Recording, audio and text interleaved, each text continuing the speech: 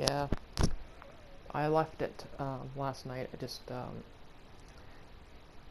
It actually saved. It didn't crash, so that was good. Um, yeah, I got to the PlayStation 4's limit of an hour video, and I was just like, I don't want to stay up any longer, because it's getting close to the time that the people I live with get up, so I was like, oh, I'll go to bed. But we're back tonight. Nosta. Lady Norman Dewey Roitin Boriglau. Yeah. Got some freezing rain here coming.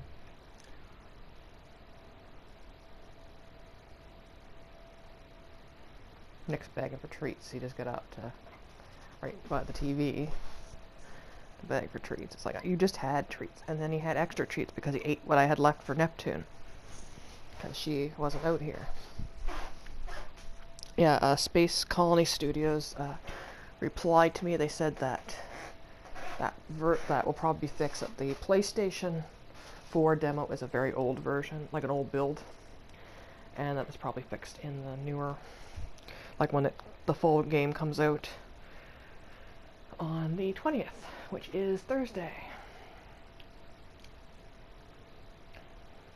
Wonder how much it is, because I have a little bit aside, so we'll see. Definitely end of the month though. Buying that Crypt Custodian. Did you get stuck, loading bar? There we go. I gotta turn this down, I just remember. I had it up because when I was watching some YouTube stuff and one of them was really low. I turned it up. Hi Nick. Why the PlayStation 4 2 is really bad with it doesn't even out sound between applications or things. Some are really loud and some are really low. Anyway, load.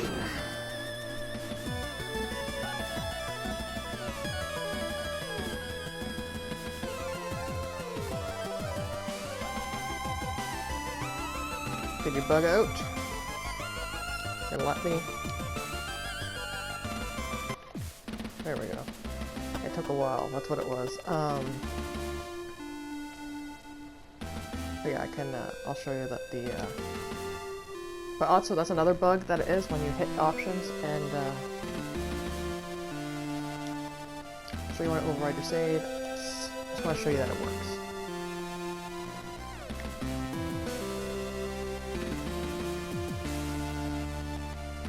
That when you press options, it goes immediately to load. Instead of, or save, I guess. Like, it instead of options and going down, it goes like it's a double click. Like it's like select.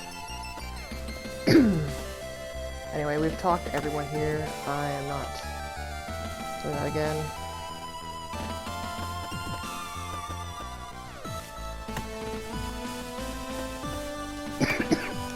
Look at the elevator again. You take the elevators to get to either the bridge or the sick bay. The bridge is at the top of the ship, while the sick bay is located on one of the lower decks.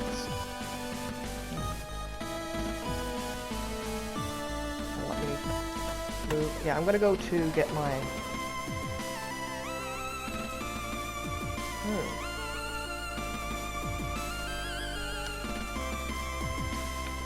Thought I could go get my weapon. Can't remember where it's... Yeah, this is armory. Do I have to, actually, we'll check the map. We have a map. Again, it was 6:45. I was tired. I don't know if I can read this text, or if it's even in English. Okay, we're there.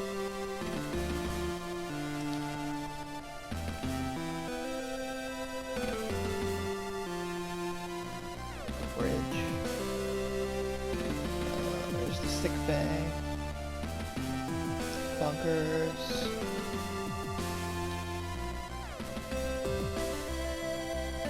oh, this is more helpful. Commander's quarters, captain's quarters, bridge, crew quarters. At least doesn't expect me to read that. let's see, thoroughfare, fire control, mess hall, hangar, airlock, computer, central computer, engineering, engine room, armory. Okay, so I gotta go this way and then there. I'm going to go instead of fast traveling, just because, oh god, I should know this better. My name is Captain. I should, know often for. As the two of you leave the central hub behind you and travel down the aft side further, the hub engine continues to grow louder. You effectively filter the noise out in the rest of the ship, but as you get close to the rear of the ship, its volume increases considerably. Are the engines supposed to be that loud? Are the what? What? I said, are the engines supposed to be that loud? The what? What? I said, are the engines? I heard you the first time. I'm just messing with you. You're gonna fool me. You've never been on a ship where the engines are so noticeable. Is it supposed to be like that? Supposed to? No, not really. But the Gundog is a Swift class, a type of patrol ship that's designed for rapid response. They're made to cover large areas of space quickly and offer basic assistance to ships in distress. Or to be first on the scene to gather intel and issue warnings if anyone comes too close to Jovian space. Which means, design-wise, they're prioritized speed above everything else. I guess the best way to sum it all up is that the Gundog is basically a huge set of engines with a tiny ship strapped to them. That's reassuring. Oh, it's fine. This means there's no space for systems like motion dampeners or soundproofing. Don't miss it when you leave. Like we just tape some egg cartons to the walls there.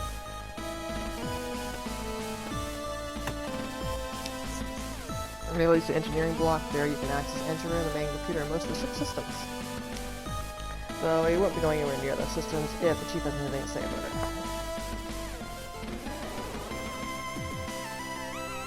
Come on, you can do it.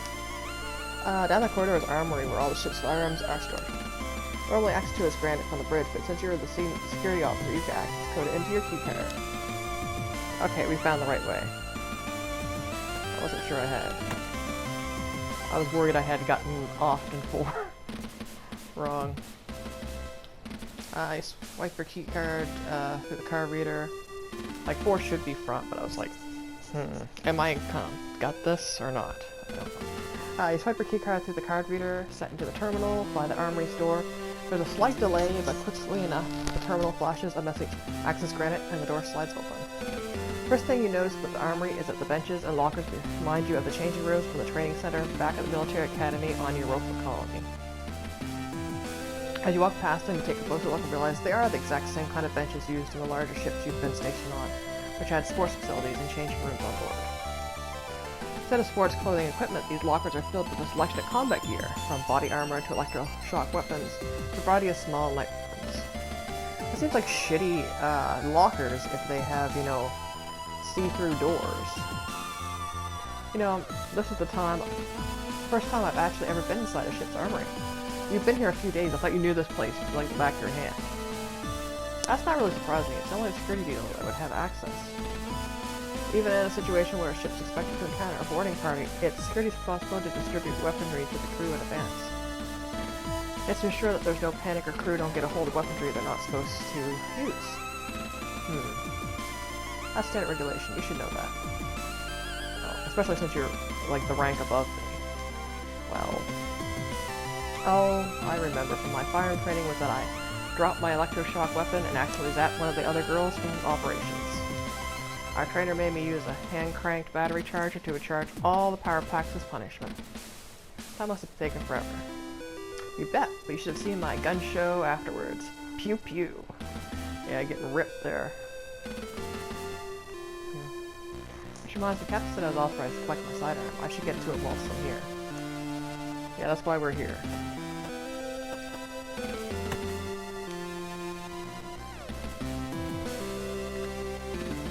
I selected it, but there we go. The spacesuits here for the ship's security detail, they're a little more robust than the suits handed out to the rest of the crew, for obvious reasons, but aside from that, they don't offer much of a tactical advantage. The locker contains electroshock weapons. They're non-lethal and intended to be used for crew control in a case of a mutiny or violence that breaks out for some other reason. I think Intruder would be more on the list than Mutiny right at number 1. The locker contains a variety of small arms and light weapons. They're only for use against external hostile forces. Even when their stopping power is relatively low, it's because of the dangers of using live rounds inside of a ship. Yeah, we're gonna, you know, poke a hole in the side and decompress there. Guess that's it.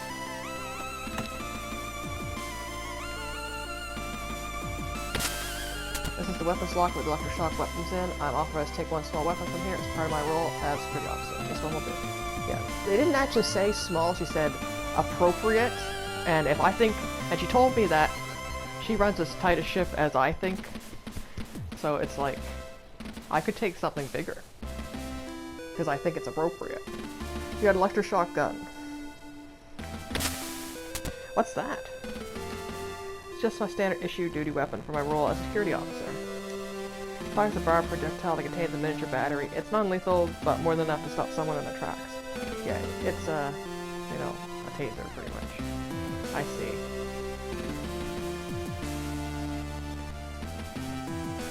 Oh, I was just thinking of the episode, I can't remember what episode it's called, but it was in Next Generation while Geordi and Data are using a gun, like a phaser, right next to the warp core. Like it's a phaser they don't know, they're testing it, and Data and Geordi are, you know, right, like testing it right beside the warp core. It's like, that could go horribly wrong, bucko. Yeah, I feel bad mispronouncing his name. I'm not a nurse. Oh, what's her name? This is my problem because it's 5:45 in the morning. Ah! Absolutely not. Ah, come on. Good shocker.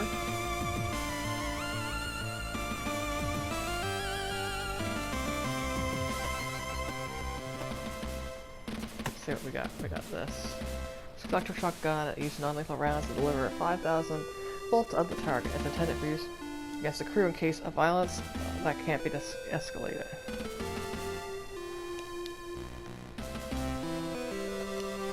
Nope, can't use it. Sorry, Cassandra. Can't shock you. Have you ever got to use any firearms? Why do you ask? Well, I know you're security, but you never tell me about anything exciting. I always imagine you facing down bad guys with some scary pistol on the sides of my forearm, saying cool lines like, how many shots did I fire? I don't know myself, but the question is, do you feel lucky, bub? You've been watching way too many old movies. Not even once. Most of the job has been dealing with crew members who get a bit, touchy after being cooped up on a ship for too long and start fights with each other. Even when I just tend to break things up and talk them down, most of the time no one ever ends up in the brig. Got to have done something more exciting than that. Well, I know you're an exciting action hero. Tell me. So one time a pilot found out that someone in the maintenance team had been trying to hit on his girlfriend. He got so mad they got into an armored frame and used it to corner the guy in the hangar. No way. Wait, he was threatening to turn the guy into paste and had made a real mess of some cargo containers. Because the hangar's in low gravity zone, I was able to make a jump from a gangway to the armored frame and then override the cockpit access from the outside. The pilot was too focused on the engineer to notice me. Wow, a frame jack! Did you use cool line when the cockpit opened? Pick on someone your own size or something? No way, I put 50,000 volts into the guy's shoulder the second I had a clear shot. Ah, come on, you're no fun. I'm sorry I'm not like fucking, you know, Rio Saiba there.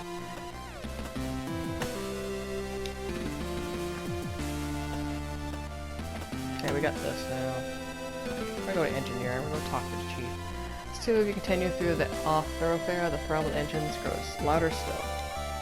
The featureless paneling that has made up the majority of the ship's interior quickly gives way to invisible pipes and conduits, and eventually the smooth flooring transitions to grafting, revealing more workings underfoot. Finally, the thoroughfare leads to one huge open chamber filled with masses of machinery. Terminal panels set into the side of various apparatus cycle through different readings. The light from the screens reflected off ducts and valves. All this equipment is separated by a grid of catwalks and active ladders. Letters to Deutschland and pennies from heaven. Wow, that's a lot of stuff. A lot of stuff is right. This is central engineering. Pretty much every system aside from the engines themselves and the central computer can be found in this room. All in one place? Isn't that a little risky? Well, the Swift-class ship relies on absolutely minimal crew. The Gundog only has 2 engineers. I think they figured it out it'd be easier on them if everything that was important was kept in one place. That way they don't have to run from one end of the ship to another to get all the repairs done if something goes wrong. Oh, there's a log. I must have hit it by accident. Was it?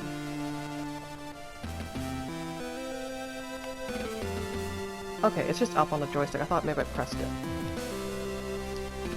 What can I say? I'm a pretty talented individual. Oh yeah, well, so you were here, you can share some of that knowledge. What's that over there? That's the, colonic conversion unit. And what's that? That's the, omnifaceted wane shaft. And what about that? That's the, turbo, cabulator. Every day is a school day. I'm head of operations, not chief engineer. Okay, I don't need to know what. Hey, no one better to be screwing around up here.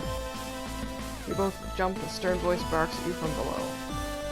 Looking down, you see to the green that there's another catwalk, situated below the one you stood on, with a crew member moving at speed towards the ladder that joins the 2 walkways.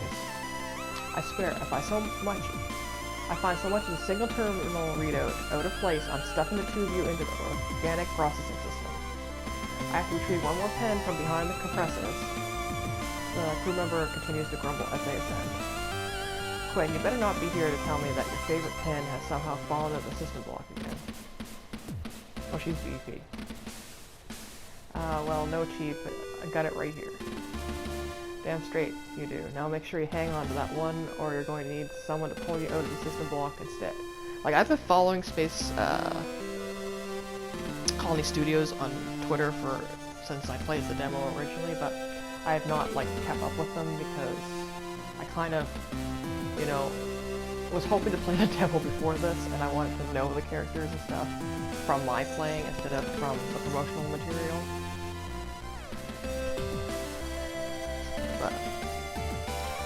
And who's this? Our wayward security officer? You got a name there? Quickly draw a sharp salute at the woman in front of you without even checking her rank first. Not only does she loom over you physically, but you quickly pick up on a force of personality that feels like it adds an extra 6 inches to her considerable stature. Lieutenant Norimon, security officer for the JFS Gundog, ma'am.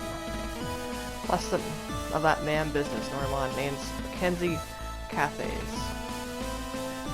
Chief engineer, but that's chief to you. Yes ma'am, chief. Damn straight. Now what are you two doing in engineering? I was just giving Lieutenant Norimon a tour of the ship, chief. That's so? Never been on a ship before, Lieutenant? First assignment?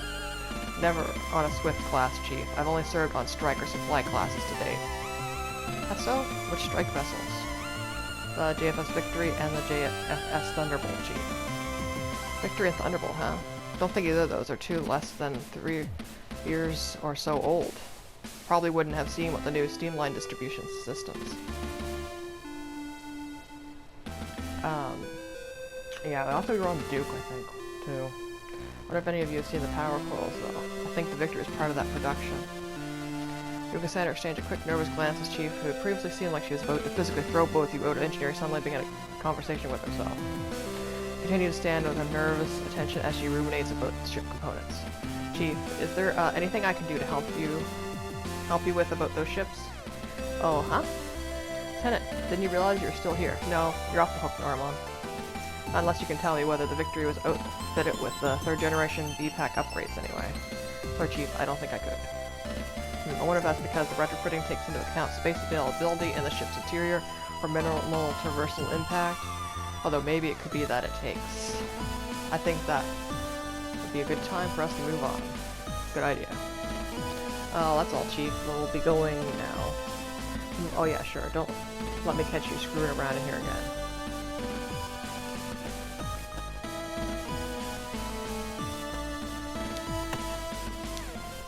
There's so much going on here that I've got no idea what anything is. This could be a waste processing unit, or it could be life support.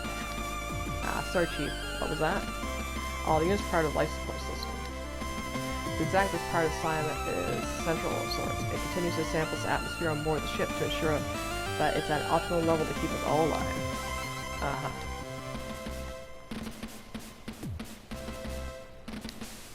Or at least one of the ship's engine room. There's another engine room on the other side of the ship. That's not exactly an efficient layout when you're running tests on the systems, but that's what they thought would work best in terms of keeping Swift compact. Oh, thanks, Chief. Cassandra's like, Commit it to memory, Cassandra. There's so much machinery in here. What if Cassie says it's true, and that's all the ship systems are packed in here? Could be anything. It's certainly giving off a lot of heat, though. Oh, it's a power distribution module. Oh, Chief. It's you. What is it? A power distribution module. We're situated here above the Gundog's main reactor. There's a system which distributes the power to all the ship's various systems. Oh, is that right?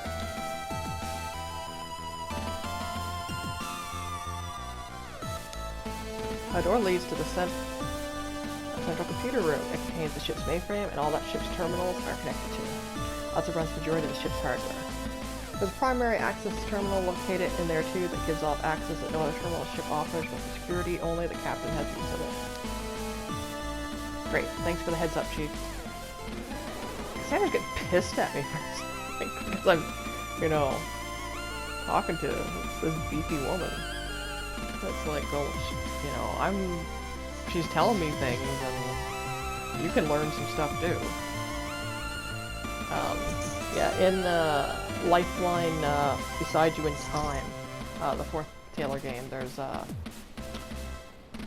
greenhouse that has a bunch of catwalks on it too. And when Dave announced that the game was coming out, he up on the catwalk, Simple Minds is a song. That's what he used for the theme of the game. I'm going to talk to the Chief again. Yes, Lieutenant? Well, Chief, I was just stopping by to tell me, Norma, what is it that ship's security officer on a vessel with only 10 crew does all day? Oh, so that is? Because I'll tell you what a Chief Engineer does. Chief Engineer spends every damn minute of the day trying to keep pace with all the systems on board this vessel, making sure they're all running absolutely flawlessly. You know why? It's because if I don't, then it's the thin line between optimal comfort and a horrific death and the cold expanse we call space. Yeah, that's comforting. So be frank, Lieutenant. Unless you're about to help me redirect these condensers while I refresh the primary moisture chamber, then I don't know what good is going to come from me hanging around here and distracting me. Understood? Well, I could help. You show me how. I can do that. Oh well, if you really want something to do, you can go and check up on the junior engineer in the hangar. He'll probably slow down since I put the fear of the void into him. Well. I'm gonna talk to Cassandra again.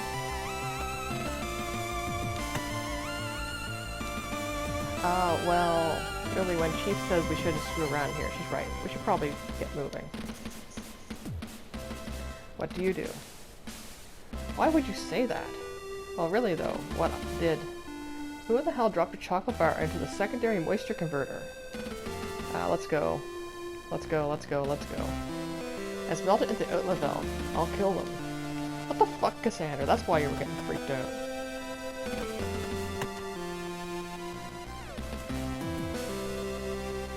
I'll go to central computer first.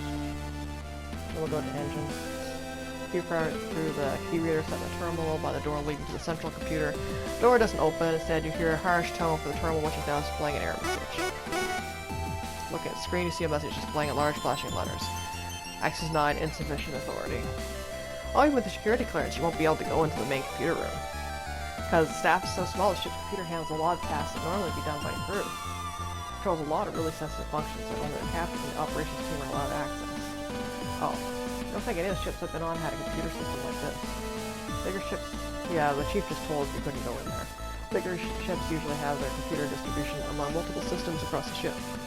But because they also got larger crews, there's more than the people on board are responsible for.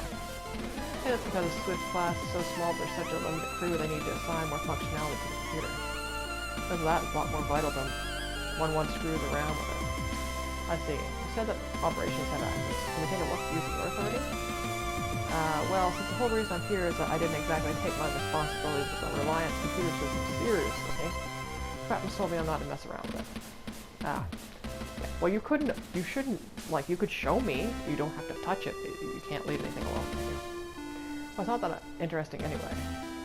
Yeah, you tell yourself that. Oh, look at engines. Here you watch from around the corner. Chief Cafes, continuing to mutter to herself, pacing back and forth, checking terminal readouts and various displays. Eventually she heads to the ladder as she climbs to confront you now. Out of sight, Cassandra darts toward the engine room, gesturing you over.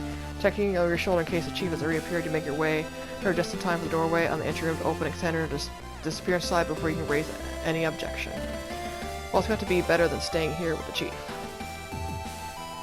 A room you find yourself in a similar size to the area you just left. While that was crammed full of a huge range of machinery, this room is almost entirely filled with one colossal cylindrical device. Pulse of the engine is now tangible sensation as the vibration of it emits shake your whole body. This is the main engine. Well, one of them anyway. Like Chief said, the ship's outfitted with 2 of these. I see that's what you meant when you said that the Gundog's huge set of engines with a ship strapped to them. This thing's massive. I know. I look at it and I feel like you could probably fit the rest of the ship in the room if the engines weren't there. That's because it's possible to get the Higgs field distortion drive any smaller. Chief.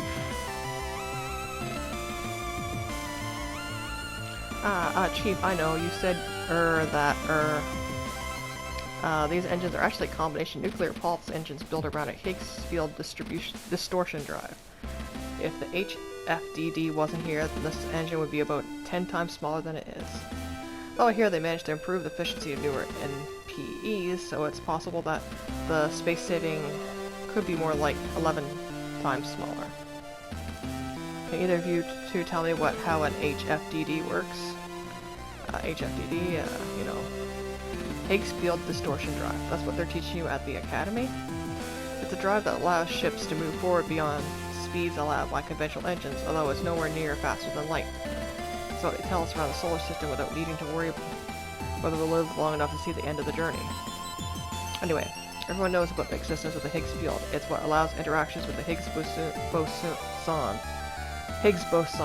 that gives particles their mass. Alright, So what? The drive does a warp the field relative to the ship and those on board. By doing this, it displaces the mass to a different area of space, but within the same relative. As the chief continues on with her explanation, you glance at Cassandra, see a thinly veiled look of terror on her face. Can't blame her, as you feel much the same way as Cod in an impromptu lecture. No, I want to hear it. Let her cook. And because the particles retain their relationship with each other, the general perception is that things are the same as normal. However, from an exterior perspective, the lecture drags on, and you quickly lose track of the chief's explanation. Although you recognize the words she's saying, you can no longer make sense of the context, and they come to seem like a meaningless string of sounds. Does that make sense? Yeah. So the field is, it's got the mass, which is pushed. No. How to put it? So imagine the space is ketchup packet, and you're the sauce. The sauce? Right, so sauce, now that what distortion drive does, it's like a thumb on the universe of the packet. Move the sauce around by changing the shape of the packet to push the sauce. The packet is the universe where the sauce and drive is a thumb. You got it. Glance back at the center and meet her eyes, and she's doing the same thing as you. You know for certain that neither of you've got it. Yeah, it just pushes us along in space, even though, you know, it doesn't seem to us like we're actually, you know, it's just the distortion of the space around. That's why these engines had to be so big to host that drive. Oh, it makes sense now. I see. Yes, definitely. Great. Now you operate the science behind it, I won't have to throw you out of here. Now you appreciate the science behind it, I won't have to throw you out of here. Thanks, Chief. Anytime, just remember, Lieutenant. Yes, Chief. Screw with anything, and I'll throw you out the airlock instead. Yes, Chief. The sauce.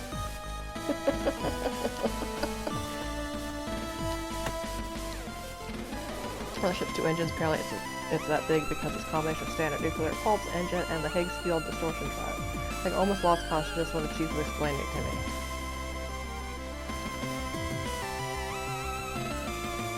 Nothing else to look at.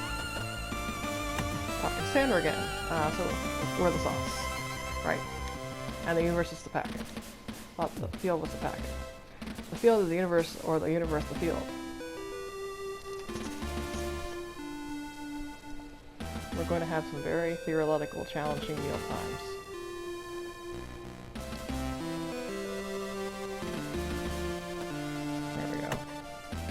Yeah, sometimes it's weird. It's like really, like, I'm hoping that it's just because it's like where they said it was a older build.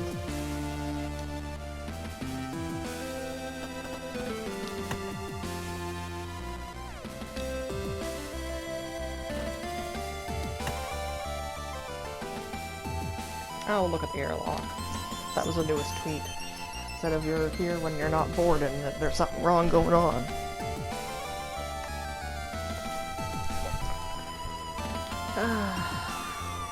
Oh, I should have sat down. No, I don't know if I can read this. And this is the main airlock. It's the main way to get to and on and off of the ship when it's docked. Thanks. I've already been here. Really? When? When I board it.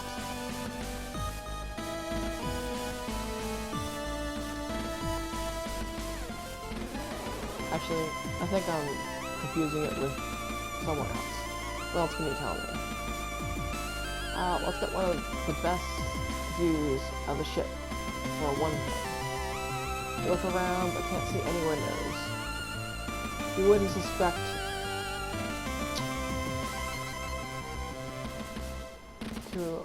on a military vessel where an inclusion like this could compromise the structure. Huh, really? Yeah, really. Check it out. Fenner strides over to the terminal, set into the wall, and next to the airlock hatch, and quickly begins typing commands into it. You hear a sequence of beeps, and then she stands back, gesturing proudly to the screen. Not too bad, huh? You just open the fucking airlock. Look at the screen. All you can see is a dark display with a few errant pixels suspended on it. Is this working? Of course it's working. Look. Stays a little on the screen, and although it takes you a moment to eventually realize. Ah, that's an external feed. That's right. Normally you can only actually see out on the Gundog from either the bridge or the hangar. But the ship's covered in small cameras for combat situations. Access to feeds from the terminals around the ship. That's actually pretty cool. But the view from the bridge or the hangar, isn't the view from the bridge and hangar better? You know, because you're actually looking out? Well, maybe. But there's always someone around. You never get to view the view to yourself. No one ever comes here, and it's so quiet, it's almost like you're out there.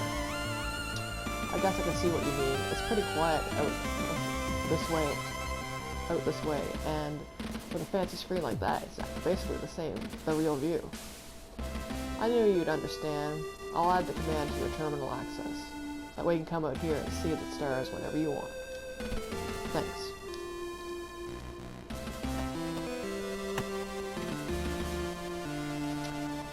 Underneath that panel is the manual control for the external airlock hatch, just in case of mechanical or power failure. I've had to open one as part of a drill before, and it's not easy.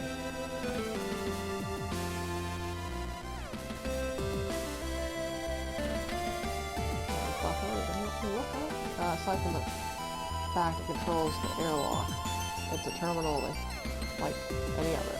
Although with the silence, I suppose this one's good for getting a relaxing view of the stars.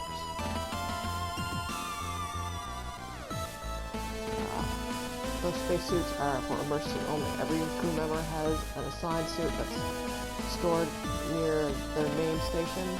These suits here are in case of evacuation when their stations are inaccessible. I'm reading from quite like 10, probably a little more than 10 feet away, so it's kind of a little bit hard.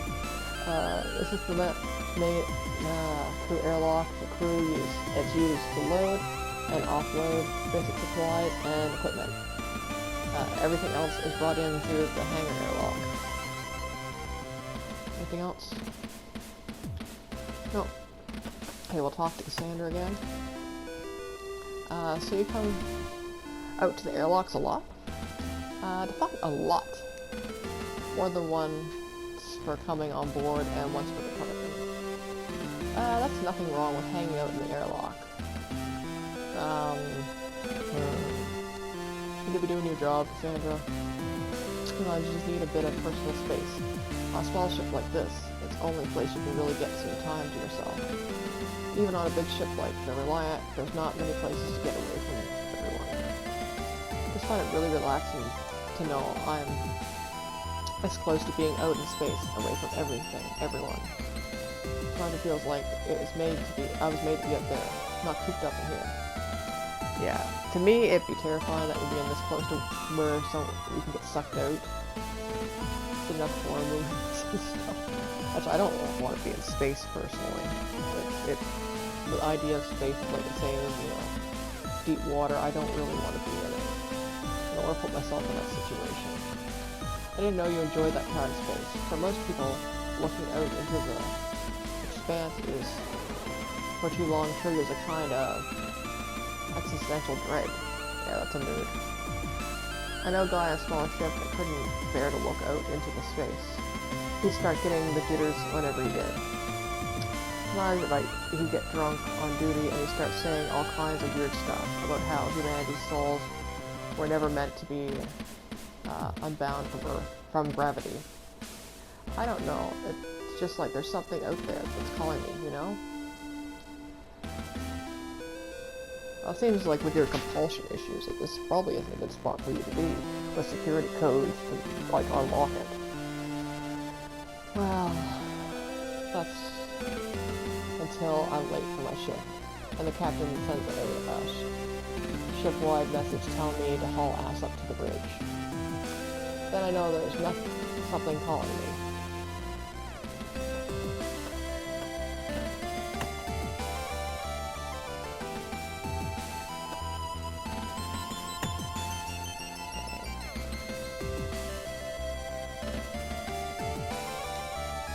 Go to the sick bay last, I guess. Hid away from the central hub. I can't do this anymore, I gotta get up again. Yeah, I got some Arizona green tea I opened tonight. Fresh, and it's got like a chlorine taste to it.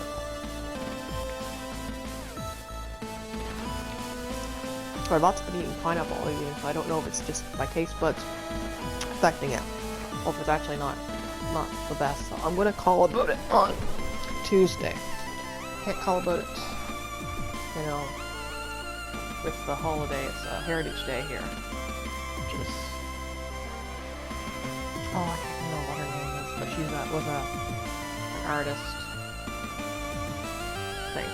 Artist or wrote poetry.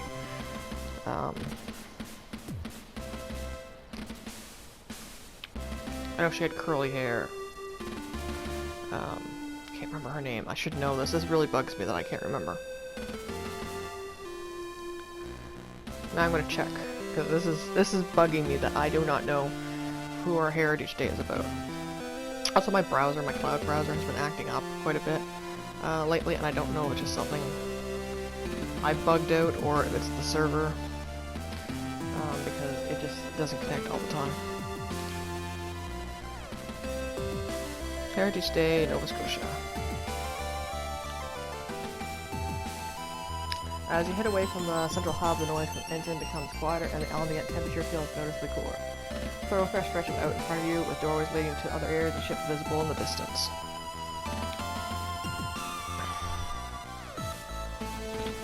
Here we are in the Yeah, Nora Bernard, she's a Mi'kmaq activist. I was sure it was rather creative this year. Must have misread it. Must have misread activist as artist. Because I've seen it posted by a few places. She celebrated the third Monday in February. Nova Scotia Heritage Day is an annual reminder of our storied past and opportunities to honor the remarkable people, places, and events that have contributed to this province's unique heritage. This year we honor Mi'kmaq activist Nora Bernard. She was born on September 22nd, 1935 at Millbrook First Nations, one of 7 children. When she was 9 years old, her mother was forced to send Nora and her siblings to the Shubenacadie Indian Residential School. She went on to marry and have 6 children. She was a mother, grandmother, aunt, wife, and elder in her community. Family and community were very important to her. In 1987, she founded the Shubenacadie Indian Residential School Association and began to search for and contact other survivors. This was the start of her fight for justice, recognition, and compensation for survivors for the Canadian Indian residential school system. In 1995, she launched a class action lawsuit against the Government of Canada. This is the catalyst that led to the largest class action lawsuit in the Canadian history and compensation for survivors across the country. She died in 2007 and sadly did not witness the formation of the Truth and Reconciliation Commission, which continues today to raise awareness of the residential school system and its impacts. Remember and honor her as a brave champion for community and Indigenous peoples across Canada. And the rest is in French. So yeah. For those that don't know, like if they're not in Nova Scotia a few years ago, we kind of got pressure. The government did because we have the least amount of holidays in the country. Like we don't have like days off, and a lot of places the 3rd February is called Family Day. I know it's in New Brunswick and Alberta where I went to school. But here, it's Heritage Day, and that's kind of the thing I have to keep reminding people. It's not Family Day here, it's Heritage Day. Even my mother got in a fight with her about, like, it's not Family Day. And each year they pick one, like, influential person, like, first year was Viola Desmond. Then there's, you know, we have the day off, but also we're supposed to, you know, commemorate this person and what they've done. But yeah, a lot of people kind of just keep calling it Family Day. Anyway, so yeah, that's what we do every 3rd February or every 3rd Monday in February is Heritage Day here in Nova Scotia now. 45 you know, I went to quarters earlier when I came aboard. Senator, what did you say?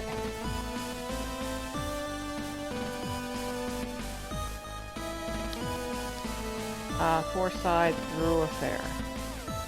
No, I don't think you did. Fortified Thoroughfare. 100% said Forsyth Thoroughfare. Aha. It's a tricky thing to say. You're saying it too quickly. Forsyth Thoroughfare. Fortified Thoroughfare. Fortified Thoroughfare. Aha. Yourself. I'll call this one a draw, Lieutenant.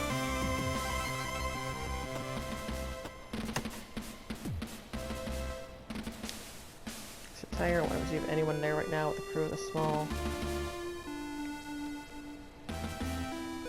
mess hall. I wonder what kind of vending machines they have on board.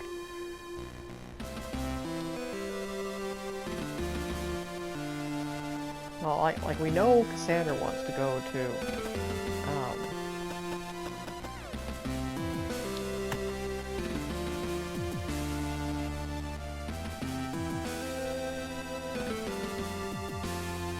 park. More. Go to the hangar first. So we head down the Forsyth Thoroughfare and away from the crew quarters. Cassie stops by the double-sized doors and runs her key card through the reader next to it. Watch your step. Starts tapping the knuckles on a large warning sign next to the door that reads "Low Gravity Zone." So her open, she heads through and you follow her into the wide stairway. Well, it takes 2 sets of steps before you can feel yourself grow lighter. By the time you reach the doorway, bottom and almost floating.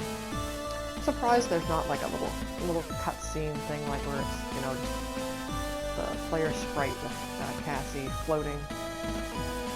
Stepping out the hangar and into the catwalk, first thing that strikes you are the profiles of two armored frames stood as if on guard facing into the main area of the hangar. Though you fully expect to see them here, every Jovian ship features at least a few sighted armored frames, stirs comfortable memories, and you and your brutally grit your teeth and squeeze the handrail that you've grabbed tightly.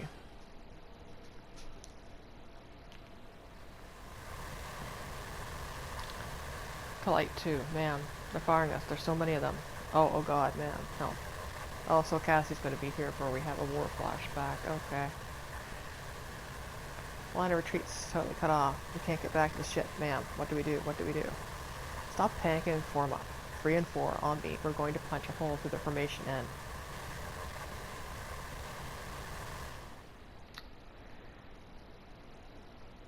Hey, are you okay? Yeah, I'm fine. It's like just the change of gravity level left me a bit queasy. I know I have to be I was late for hangar audit once and rushed down straight after a big lunch. Moving so fast with gravity ship, my stomach contents couldn't keep up. Gross. Tell me about it. Did everything I could to keep my mouth shut. You know, it's really hard for you, isn't it? You know, the rule for low gravity zones, you can spew, what you spew is left up to you. It wasn't going to be late and on cleanup duty. Speaking of duties, shouldn't there be someone around here? Dalton should be around here somewhere. If you're feeling funny, stay here for a moment and I'll go see if I can find him. Sure. Watching. Despite the 15-meter difference between the catwalk and the hangar floor, Cassie nonchalantly places her 2 hands on the handrail and deftly vaults over it into the emptiness. Thanks to low gravity, she doesn't fall, but instead kicks off with the railing, propelling herself through the air. Trying to dress up, eventually catching onto one of the armored frame's legs, and using it to swing herself around and float in a different direction. You place your elbow on the railing and your head in your hand. You turn your attention back to the stoic features on the armored frame's heads and sigh deeply. Attention is caught by the cockpit hatch and one of the frames being half open. Looking around, you see everything you expect. Armored frame, weapon racks, storage containers, various equipment.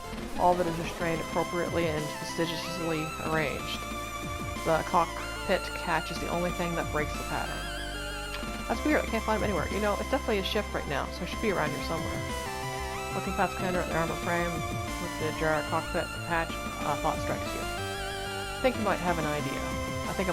Follow me. Carry out some involved maneuver that Cassie had performed. Kick off towards the huge ship's cockpit.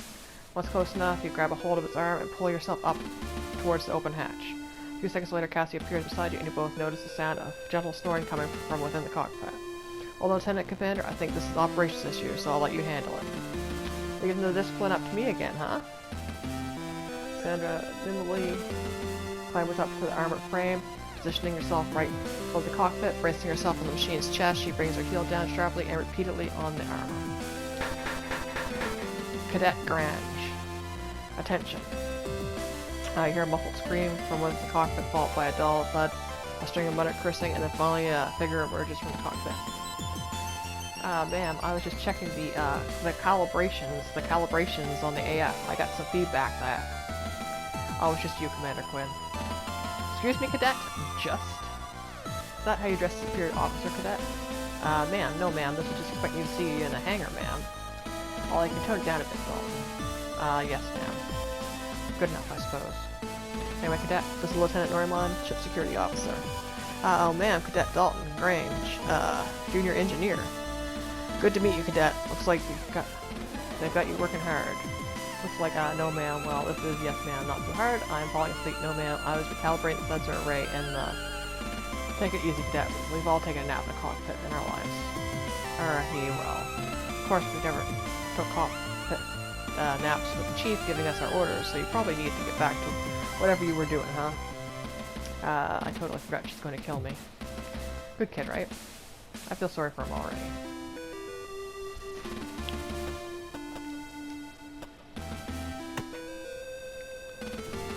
Well, I won't be hiding in there again. Now we know where he's hiding. Most of these crates contain mechanical supplies, space parts, tools, etc. There's a few that contain all along life ingredients for the mat in the mess hall, and some that contain various essentials for the crew. On a ship like this, its operations duty is to act like quartermaster, but I've been on some ships where you're friendly with the hangar crew and they sneak you out the good stuff. Not that I condone that kind of behavior, obviously. Yeah, just dating the operations officer. A hangar is also used for the various tools, equipment that the engine's team used throughout the ship. A lot of its machinery is used for moving freight or AF equipment around.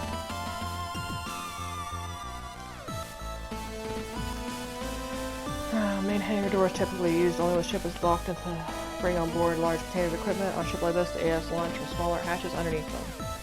Also, maintenance airlock somewhere so that the hangar doesn't need to be repressurized. There's work to be done outside.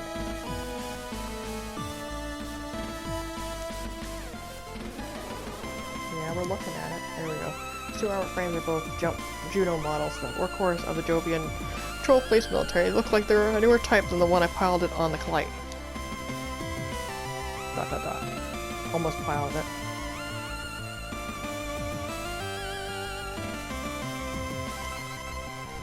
Armor frames are both Juno models, yeah.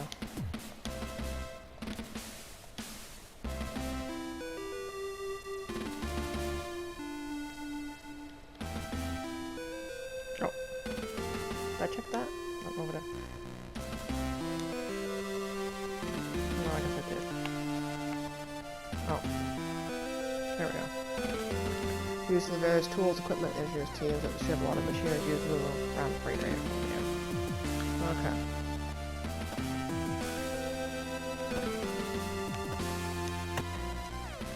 Talk to Dalton.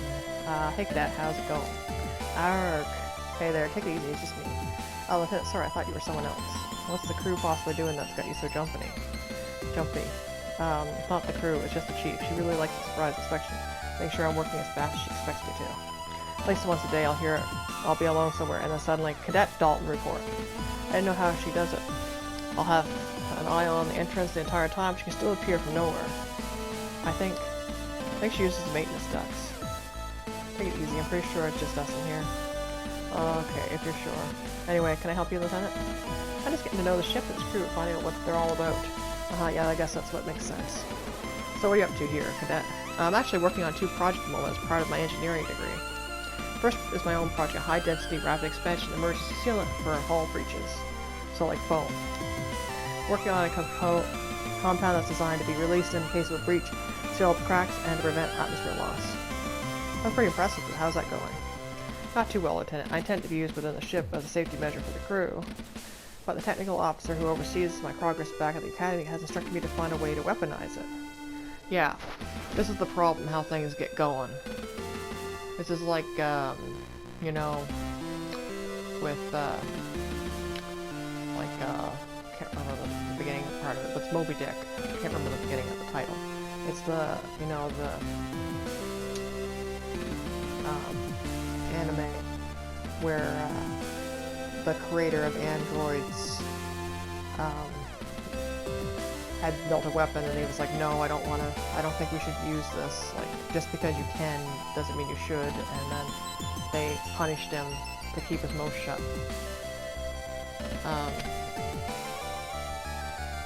Anyway, the tech officer. So that's how these things go. This would be good for mobilizing enemy AFs. Still seems like it's being put to good use. It's cutting down on casualties, don't you think? I guess so. What's the second? Oh, it's just something I'm working on for the Chief. A set of modifications for a Juno to increase the mobility in space. Cadet Dalton report. Ma'am, Chief, yes, Chief. Currently in the process of... I think I'll just leave him to get on with it. Where did she come from, anyway?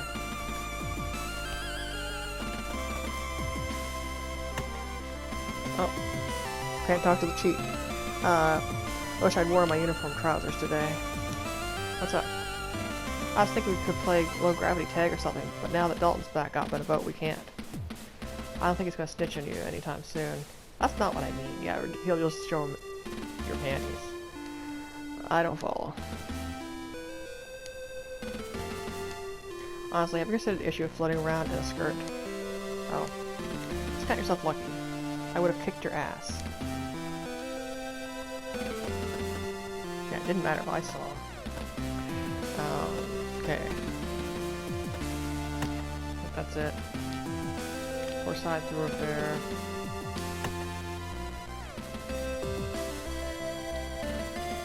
No, I'll go to the mess hall. We've seen them out a lot.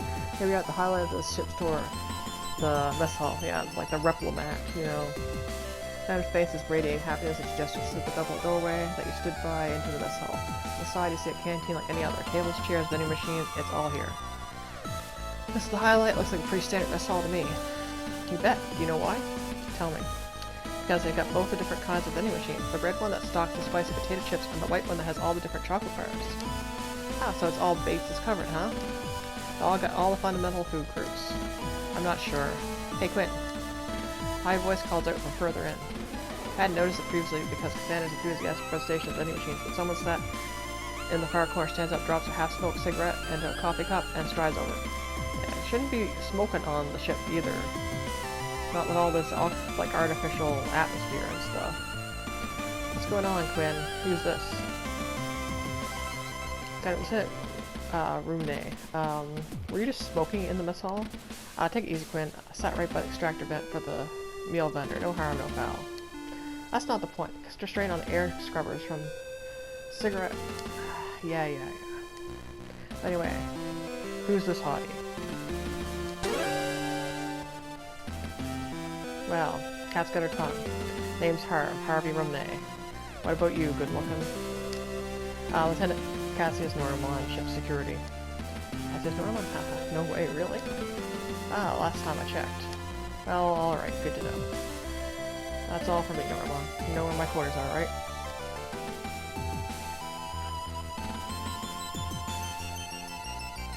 Yeah, we've got Cassandra. Like, now they're suddenly, like, realize, oh yeah, Cassandra's the partner. Well, you lost Lieutenant, catch your nerves later.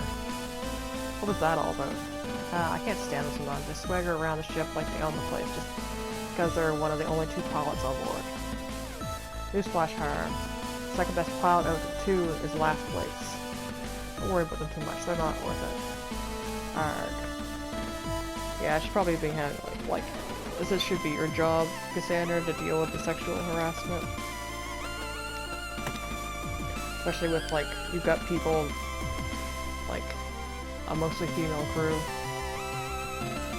Doesn't matter if they're non-binary or not.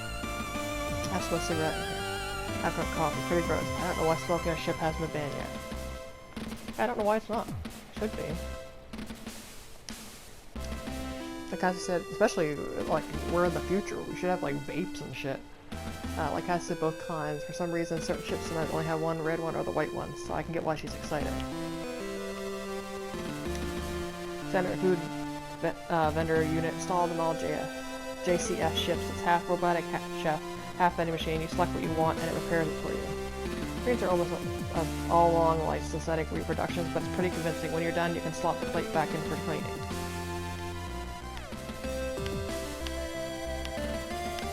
Oh, I thought I could look at the air exchange too.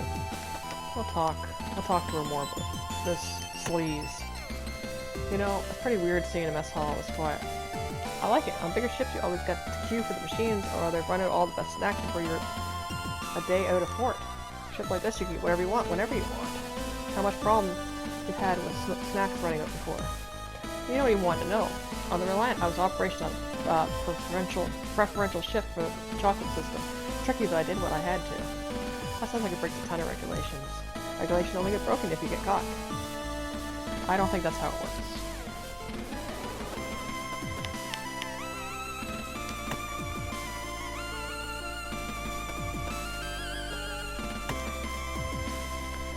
We're going to fire control.